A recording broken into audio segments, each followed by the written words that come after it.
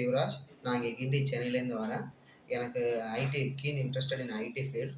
So எனக்கு வந்து course படிக்கணுங்கிற ஒரு ஆசை இருந்துச்சு. ஐடி ஃபீல்டுக்குள்ள அப்போ தான் மூவ் ஆக முடியும்னு. ஸோ அதுக்காக நான் பெசன்ட் டெக்னாலஜிஸ் சூஸ் பண்ணியிருந்தேன்.